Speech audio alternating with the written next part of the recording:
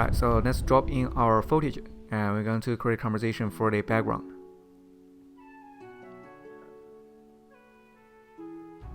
So here we're going to apply a track camera effect. And once it's done, you'll see these colorful points, and they are the track points. And you're going to create a 3D camera. And right click on the ground and create a solid plane. And we will drop in the missile footage and apply a key light effect on it to get rid of the green color background.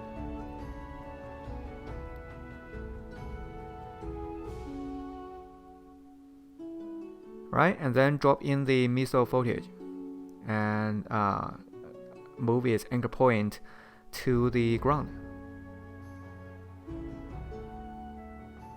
And we'll make it as a 3D layer and select both the track solid and the missile layer and copy the solid's position and paste it onto the missile, so the missile will stand on the same spot as the solid layer. So here we're going to scale it up.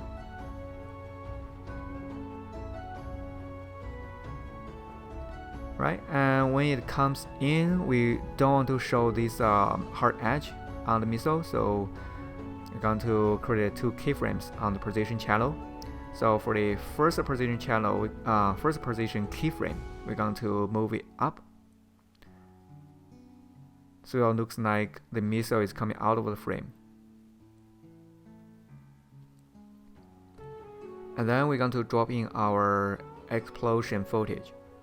And as the same as the missile, here we're going to move the anchor point to the bottom of the fireball, and we're going to copy the position from the solid layer and paste it on the explosion layer.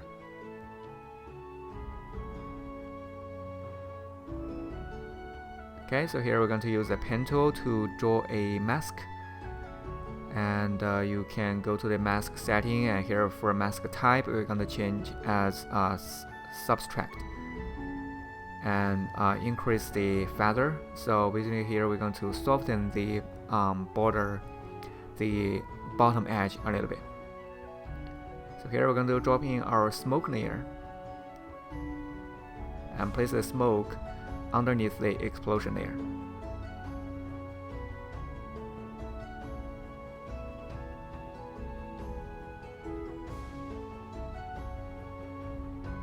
And make sure the smoke and the fireball, they come out at the same time.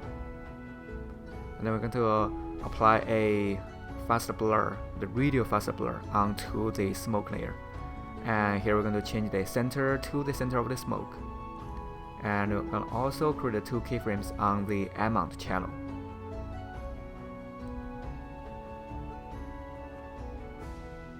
Okay, so basically the idea is when the smoke just coming out, we want it to blur out, and then a few seconds later, once the smoke settled, we want it to be sharp again. So here, duplicate the smoke layer, and we're going to rename it as a shadow. So we want to create a shadow for the smoke. So here we're going to uncheck the link for the scale channels, and we're going to reverse the scale Y value and move it down a little bit, and change the blending mode to multiply. And here we're going to use the pen tool to draw a mask on the shadow and feather out the edge. And you can also lower down the layers opacity so it looks more realistic.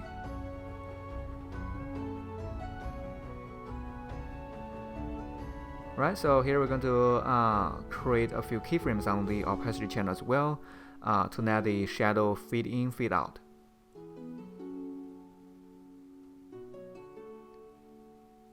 And you can also create keyframes on the mask path to move the mask along with the smoke.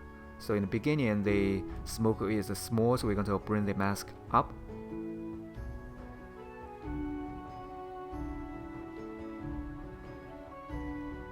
Okay, and we're going to duplicate the smoke layer again, and we're going to rename it as a mask. And we're going to duplicate the explosion layer and place the duplicated layer underneath the mask layer. And for the explosion layer, we're going to rename it to light and smoke. and we're going to move it down and scale it up.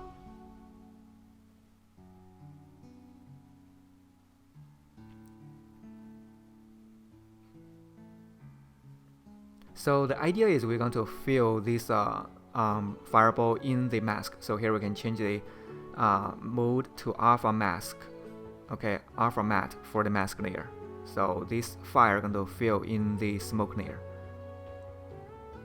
And then we can change the blending mode of this layer to add or screen or lighten.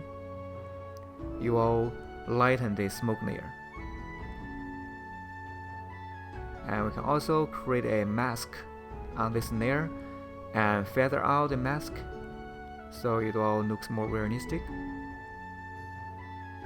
And keyframe the mask path, mask feather.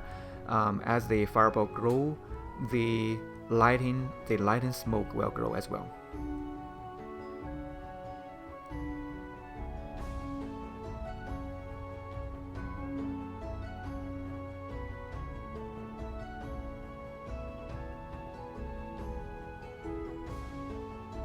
And here we're going to create a few keyframes on the opacity channel to make this light and smoke to fade in and fade out.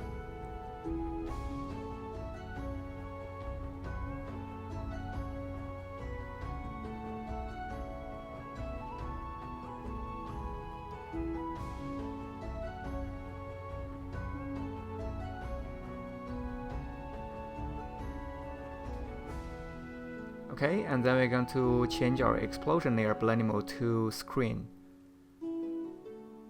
And we can also hide the missile layer once the fireball come out.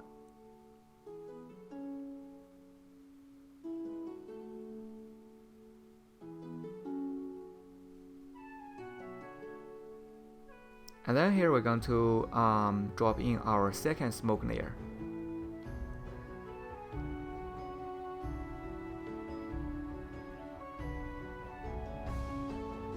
And you can place it either on the smoke one layer or underneath the smoke one layer. It doesn't matter, you know. You just create different layers of the smoke, and put the anchor point in the center of the smoke, and then change its position.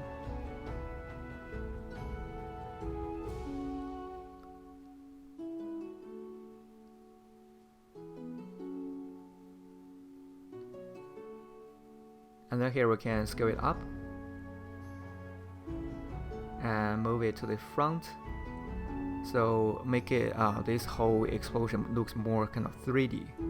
And we can also create 2 keyframes, and for the second keyframe we can move it to the front again on Z-axis.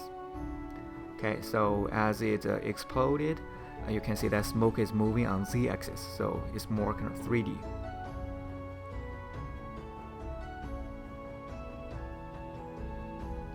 And then we're going to bring in the debris. So for the debris, you can place it in front of fireball or underneath the fireball. So that totally depends on what kind of effects you want to create. You know, so if you want a lot of things be in the foreground, you can place them in front of the fireball. So here, create a keyframe, so now the debris fade in, fade out as well.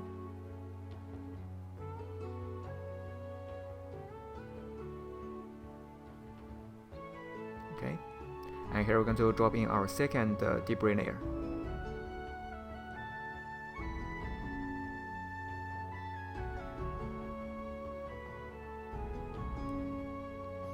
And again, it's up to you if you want to place the debris in front of a fireball or underneath the fireball. So here I'm going to show you in front of a fireball, and then I'm going to bring them underneath the fireball to see how it looks. Okay, so if underneath the fireball, the debris will be in the smoke, so you just create a different kind of feeling. Alright, and then we're going to create a new adjustment layer, and we're going to drop in a turbulence displace effects onto it. So for this effect, we're going to create a heat wave, actually a shock wave. So as the missile exploded, you're going to create the heat waves and shock waves. so you're going to turbine the air. And we're going to keyframe the amount, the size, and the offset. Okay, as the fireball grow up, we're going to make it more intense, and then a few seconds later, we're going to let it fade out.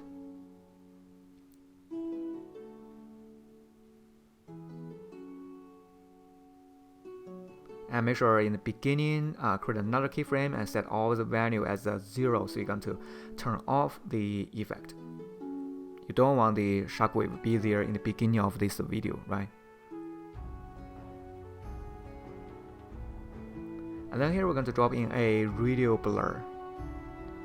And for the radio blur, and also make the center on the missile, and we're going to change the blur type. And then here you can also create the keyframes on the amount. And you can let the radio blur to grow as the fireball comes out.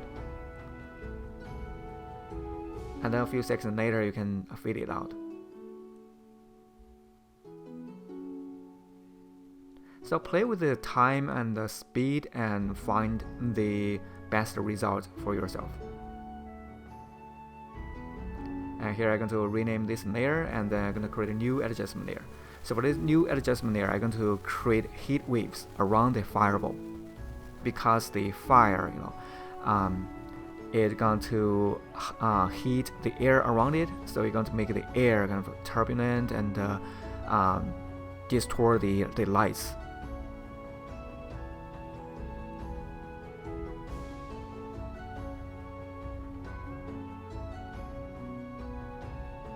So here you can create the keyframes for the amount, size, and offset. And also the turbine will be there and will move in that time frame. And then here we're going to create a mask to mask out the area that is around the fireball. And here you can also create a keyframe on the opacity. To let this effect fade in, fade out, you only want the heat wave to show up when the fireball comes up. And then here we're going to create a new sounding layer and choose a color as a yellowish or orangish color, and create a mask and increase the feather. So for this one, basically we're going to use it to lighten the area around the fireball.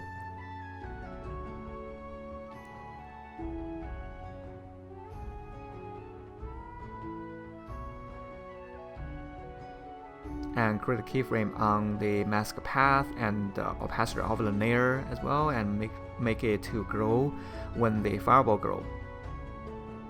And a few seconds later, let it fade out and let it shrink.